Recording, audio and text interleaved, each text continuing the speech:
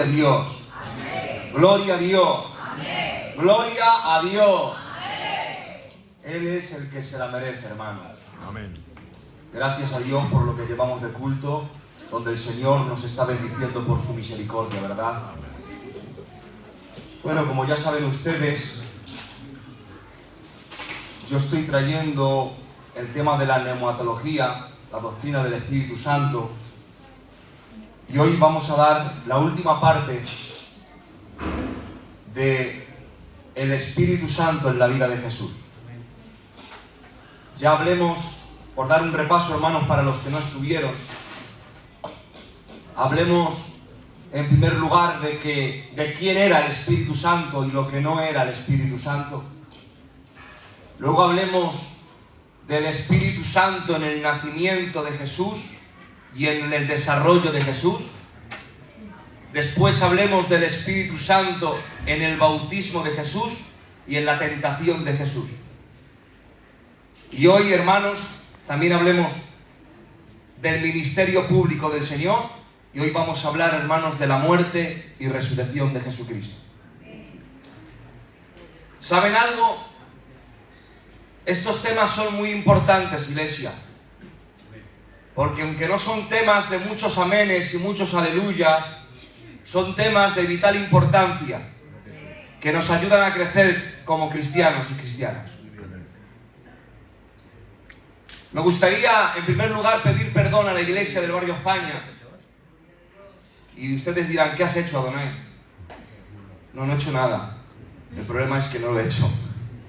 No he hecho los deberes, iglesia. Pido perdón. Porque podía haber sacado mucho más riqueza de este texto y no lo he sacado por mi falta de responsabilidad, hermanos. Y esta mañana le decía a un hermano, es que no tengo tiempo. Por el trabajo, las niñas y todo, y después he tenido que pedir perdón al Señor porque he mentido. Muy bien. Sí tenía tiempo y lo podía haber sacado, hermano. No todo. Es una pena, hermanos, no escuadriñar las Escrituras como debiéramos. Y así nos pasa y así nos va. ¿Verdad? A mí el primero. Claro que sí. Sí, Señor, verdad es. Pero bueno, vamos a leer la gloriosa palabra y nos vamos a encomendar en las manos del Señor. Y que sea Dios quien nos hable. A ver, ¿cuántos tienen hambre de su palabra? Por favor, levanta tu mano conmigo y confírmalo con un fuerte ¡Aleluya! Aleluya. Amén. Vamos a Hebreos capítulo 9, versículo 14. Y dice así la gloriosa palabra del Señor. Cuanto más la sangre de Cristo, el cual mediante el Espíritu Eterno se ofreció a sí mismo sin mancha a Dios, limpiará vuestras conciencias de obras muertas para que sirváis al Dios vivo. Cuanto más la sangre de Cristo, el cual mediante el Espíritu Eterno se ofreció a sí mismo.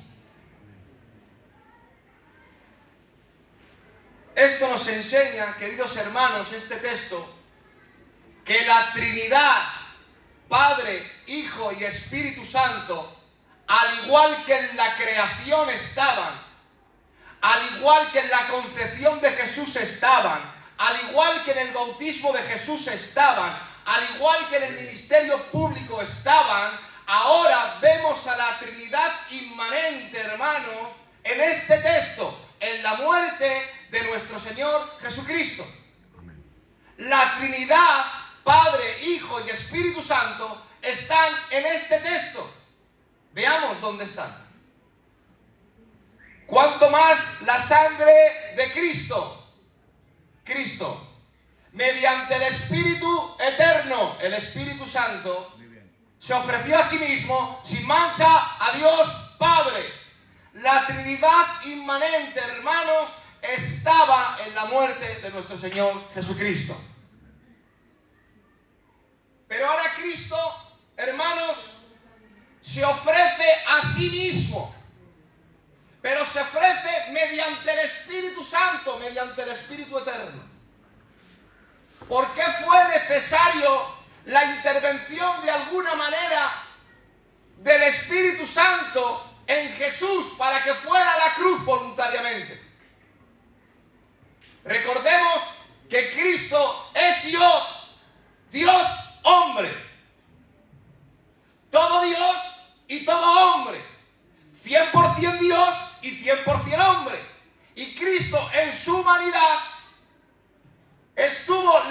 capacitación del Espíritu Santo con él. Lo vimos en la concepción, lo vimos en su desarrollo, lo vimos en la tentación cuando el Espíritu Santo lo impulsa, dice Marcos, al desierto, lo lleva, dice Mateo, al desierto para ser tentado. Entonces, hermanos, ahora vemos la misma palabra, pero esta vez frente a la muerte.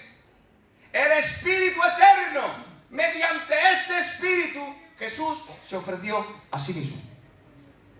Hoy tengo que decir, iglesia del barrio España, que Jesús murió voluntariamente. Gloria a Dios. Cristo se ofreció a sí mismo voluntariamente. Pero el Padre, el Hijo y el Espíritu Santo, en esta unidad trinitaria, hermanos, había un plan de salvación en los cuales cooperaron en una misma voluntad para este plan de redención. ¿Qué quiero decir con esto? Que no es que solamente Cristo se ofrece a sí mismo, es que el Padre lo envía a morir y el Espíritu Santo lo capacita para morir. Entonces, hermanos, esto nos enseña algo muy importante. Y es que aunque Cristo muere voluntariamente, si estudiamos la palabra voluntariamente, entenderíamos el significado de lo que Jesús está diciendo cuando dice que se ofreció a sí mismo. Samuel Pérez Millos dice que no dice en el original voluntariamente, sino voluntuosamente. Y eso va más allá que voluntariamente. Voluntuosamente significa ser arrastrado voluntariamente, ser llevado voluntariamente. Gloria a tu nombre, Señor.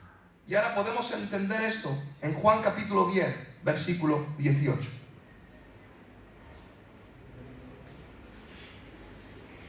Nadie me la quita, sino que yo de mí mismo la pongo.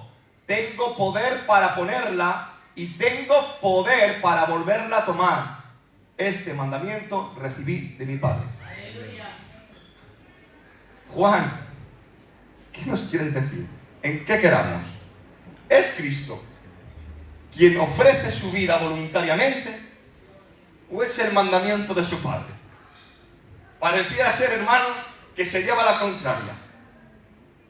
O es el Padre que lo envía, o es Cristo quien se ofrece. Y Juan nos dice, las dos cosas son ciertas. El Padre le envía, pero Cristo quiere ser enviado voluntariamente. Cristo murió voluntuosamente. Cristo fue llevado a la cruz voluntariamente. Amén. Gloria a Dios. Y cuando Cristo muere, hermanos, muere sin reproche. Va a la cruz queriendo morir. No va a la cruz diciendo, bueno, voy a darme en una cruz, aunque no es lo que yo quiero. Voy porque simplemente es un mandato de mi Padre. No, hermanos. No solamente vemos el acto externo de Jesús muriendo en la cruz, sino que vemos una actitud interna en perfecta obediencia al Padre. Gloria a Dios. Entonces, tenemos por un lado el acto externo, murió en una cruz, pero hubo una actitud interna, quiso morir en la cruz. Amén. Si solo hubiéramos tenido el acto externo sin que Cristo quisiera morir, el sacrificio no hubiera sido válido, hermano. Cristo debía de morir, pero Cristo tenía que querer morir. Amén. Pero claro, ahora surge una pregunta. Vamos a Romanos capítulo 6, versículo 3 en adelante. ¿En esto qué nos afecta a nosotros? Vamos a leerlo. ¿O no sabéis que todos los que hemos sido bautizados en Cristo Jesús hemos sido bautizados en su muerte? Porque somos sepultados juntamente con Él para muerte por el bautismo, a fin de que como Cristo resucitó de los muertos por la gloria del Padre, así también nosotros andemos en esa vida nueva. Porque si fuimos plantados juntamente con Él en la semejanza de su muerte, así también lo seremos en la resurrección. Sabiendo esto, que nuestro viejo hombre fue crucificado juntamente con él, para que el cuerpo del pecado sea destruido, a fin de que no sirvamos más al pecado, porque el que ha muerto ha sido justificado del pecado, y si morimos con Cristo, creemos que también viviremos con él. Amén. Amén. ¡Qué texto más glorioso! Cristo murió por nosotros. Pero Cristo murió por nosotros para que nosotros no muriésemos. ¿Qué os parece? Pero es que dice Pablo que Cristo murió por nosotros y que nosotros también debemos de morir. ¿En qué quedamos? Si Cristo ocupó nuestro lugar para que nosotros no muriésemos, ahora como entonces nos dices tú, Pablo, que nosotros también tenemos que ser crucificados con Cristo y morir con Cristo si queremos vivir con Cristo. Y es que, hermanos, las dos cosas tienen razón. Dios ha muerto, Cristo ha muerto para que usted no muera eternamente en el infierno. Pero Cristo ha muerto Cristo ha muerto por el pecado para que usted muera al pecado. Entonces, Cristo ha muerto para que usted no muera eternamente en el infierno, pero Cristo ha muerto al pecado para que usted también muera al pecado. Pero ahora dice Pablo ahí que nosotros debemos de morir. Y esto a mí, pastor, pues me hacía que pensar. Porque tenemos un problema. ¿Cómo vamos a morir nosotros? Hay un problema. Pablo dice que debemos de morir nosotros, como Cristo murió. ¿Y cómo murió Cristo? Crucificado. ¿Se está refiriendo Pablo a eso? ¿Nosotros debemos de morir crucificados? No. Entonces, ¿a qué te estás refiriendo, Pablo? No estoy hablando, diría Pablo, del acto externo, sino de la actitud interna. De caer, morir. Hemos hablado que Cristo hizo un acto externo con una actitud interna. Pero Pablo te dice que tienes que morir, no en el acto externo, sino con la actitud interna, queriendo morir. Usted debe querer morir.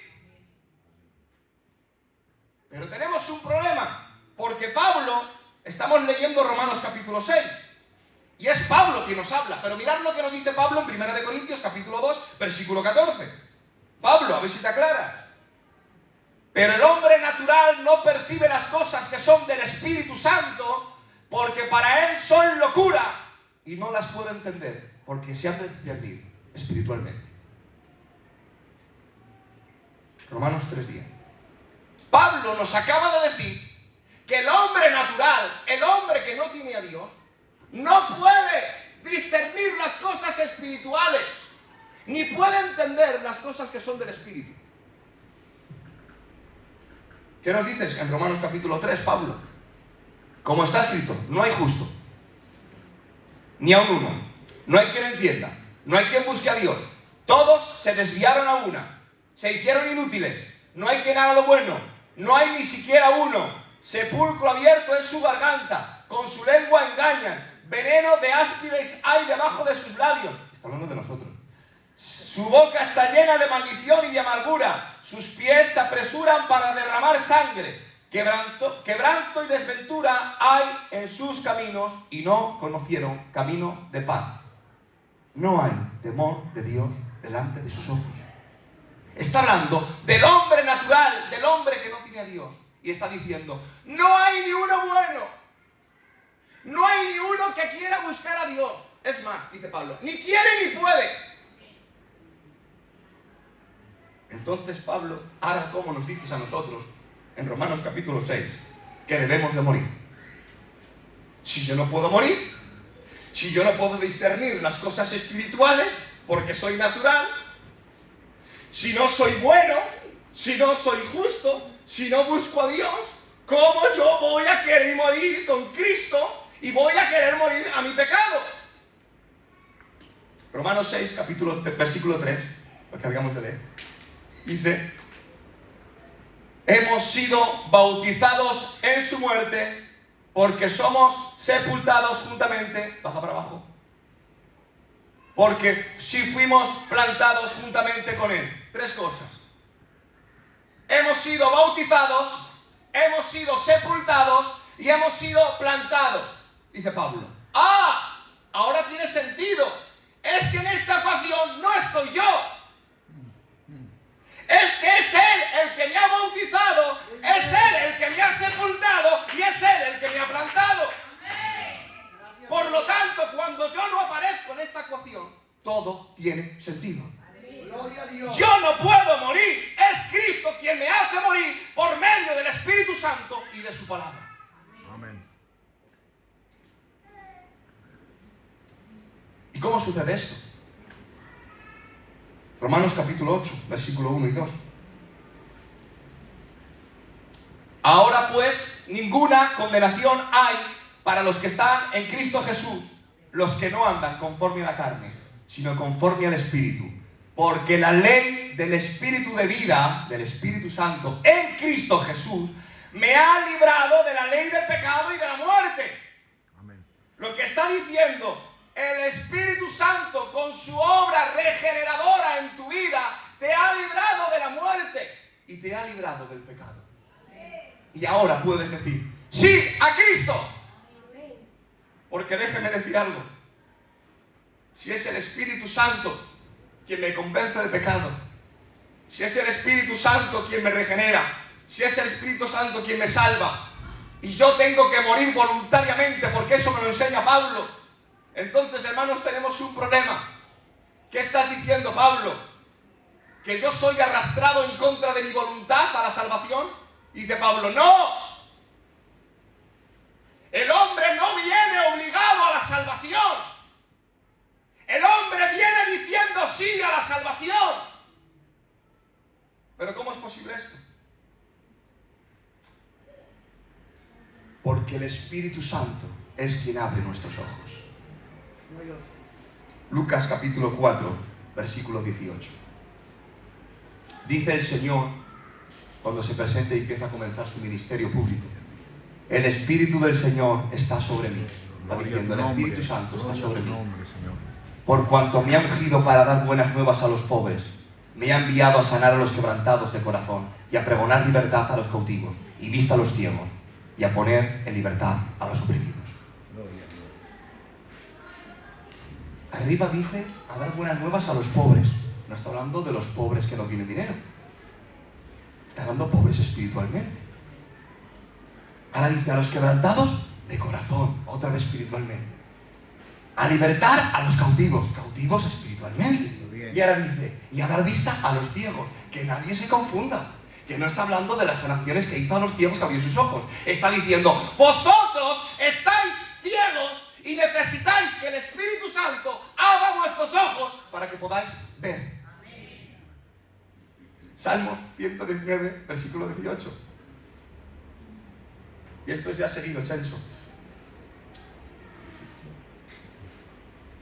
18. Abre mis ojos y miraré las maravillas de tu ley. El salmista dice, yo no puedo ver, pero si tú abres mis ojos, amén, podré ver tu ley. Aleluya. Podré ver tu palabra. Segunda de Corintios dice, porque Dios que mandó que de las tinieblas resplandeciese la luz, es el que resplandeció en nuestros corazones para la iluminación del conocimiento de la gloria de Dios en la faz de Jesucristo. Aleluya. El Espíritu Santo, amén, trajo iluminación a nuestra oscuridad, trajo iluminación a nuestra ceguera y pudimos ver la gloria de Cristo en la faz de Jesucristo. Isaías 35, versículo 5. Entonces los ojos de los ciegos serán abiertos, una profecía. Entonces los ojos de los ciegos serán abiertos y los oídos de los sordos se abrirán. Otra vez vuelve a mencionar espiritualmente. Estábamos ciegos y estábamos sordos, hermanos. No podíamos ver a Dios, ni podíamos oír a Dios. Pero el Espíritu Santo ha abierto los ojos de nuestro entendimiento para que nosotros podamos ver a Jesús y decirle sí, sí, sí. Amén, sí. Gloria a Dios. Hechos capítulo 26, versículo 18. Este pues, con el salario de su iniquidad, No, este no. 26:18, Checho. 26:18 de Hechos.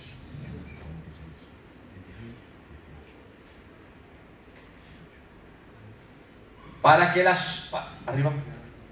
que abra sus ojos, para que se conviertan de las tinieblas a la luz y de la potestad de Satanás a Dios, para que reciban por la fe que es en mí perdón de pecados y herencia entre los santificados. Amén.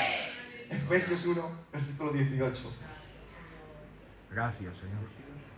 Gracias. 1:18. Esto es una maravilla, hermanos. Alumbrando los ojos de vuestro entendimiento. ¿Para qué? Para que sepáis cuál es la esperanza, aquel que os ha llamado, y cuáles las riquezas de la gloria de su herencia en los santos. No lo quites. La gloria de su riqueza en los santos. Hermanos, este versículo nos enseña un patrón, algo muy necesario que debemos de entender.